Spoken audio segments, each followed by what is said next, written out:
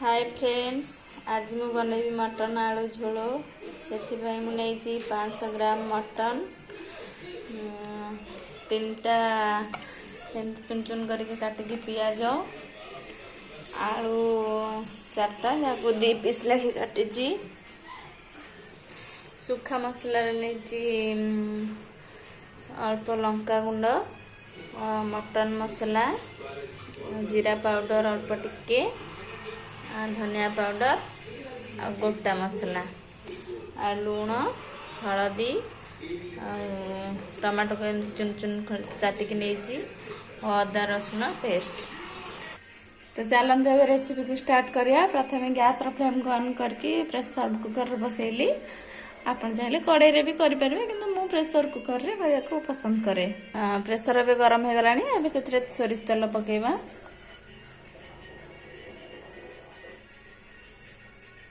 तेल ए गरम हो गलानी। सेथरे अल्प टिके चीनी पकेबा जदर कि कलर टा भल आसे। चीनी रो कलर टा टिके चेंज होला पर्यंत वेट करबा। देखंदो चीनी रो कलर टा चेंज हो आसलानी। तो एबे हमें गोटा मसला को पकेबा।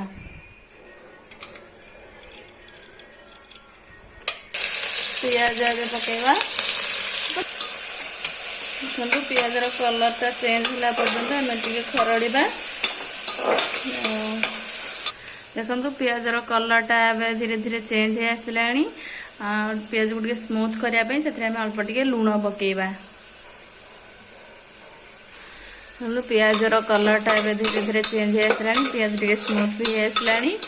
तो एबे हमें अदा रसुण पेस्ट को दबा।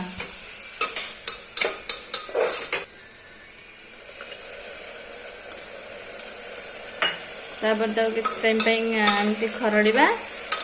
अदा रसुण पेस्ट रो कंचा स्मेल जा पर्यंत ताकू कषिबा। देखो अदा रसुण कंचा स्मेल टा पड़िलानी। तो ये काटिक रखिଥିବା टमाटो को पकेबा।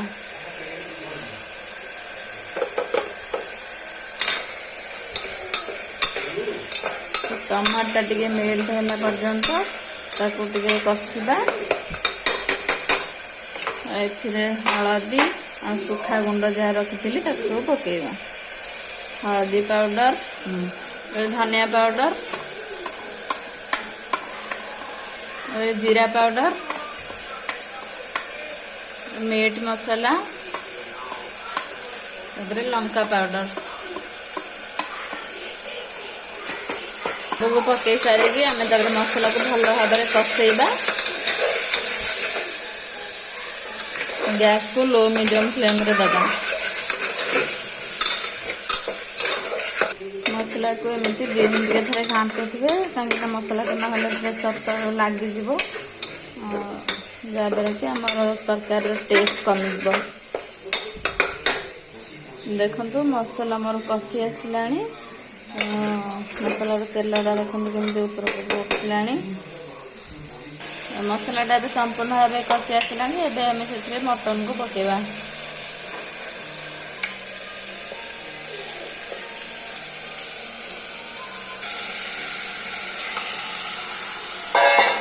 मटन पकई भल भाव में कषिबा।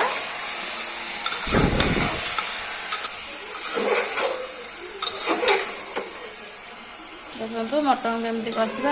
मटन मसला आम अल्प टिके लुण पकई आउ टिके लुण पकेबा स्वाद अनुसार।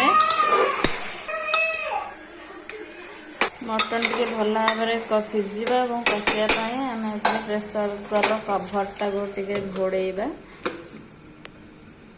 देखो मटन टा कषि गला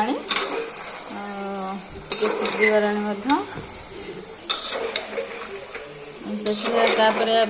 काटिक रखि आलू को दबा। तो स्टार्टिंग आलू पकई देते आलूटा अधिक सीझी पछरे दबा। आलू को किसी टाइम कषेबा।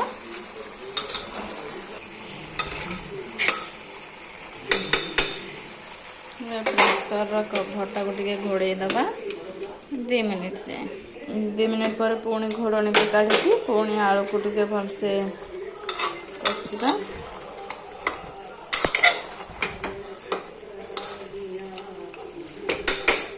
5 ମିନିଟ୍ ପର୍ଯ୍ୟନ୍ତ ଆଉ ଟିକେ ଭଲସେ କଷିବେ। ଦେଖନ୍ତୁ ଆଳୁ ଏବଂ ମଟନ ଭଲ ଭାବରେ କଷିଗଲାଣି। ଏବେ ଆମେ ସେଥିରେ ଉଷୁମ କରିକି ପାଣି ଦେବା। ଥଣ୍ଡା ପାଣି ଦେବେନି, ଥଣ୍ଡା ପାଣି ଦେଲେ ତରକାରୀର ଟେଷ୍ଟଟା ଟିକେ କମ୍ ଆସେ। ଉଷୁମ ପାଣି ଦେଲେ ଭଲ ଟେଷ୍ଟ ଆସେ।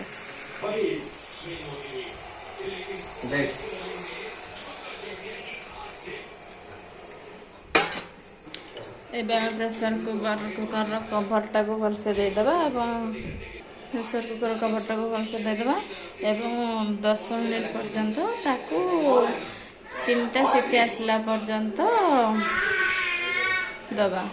ଗୋଟେ ସିଟି ହାଇ ମିଡ଼ିୟମ୍ ଫ୍ଲେମ୍ରେ ଏବଂ 2ଟା ସିଟି ଲୋ ମିଡ଼ିୟମ୍ ଫ୍ଲେମ୍ରେ ଦେବା।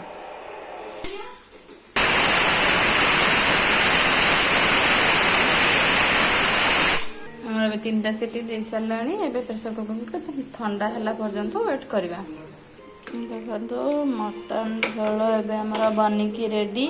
ଏବେ ସେଥିରେ ଗରମ ମସଲା ପକାଇବା, ଯାହାକି ହୋମମେଡ୍ ମୁଁ ଘରେ ନିଜେ ପ୍ରସ୍ତୁତ କରିଥିଲି।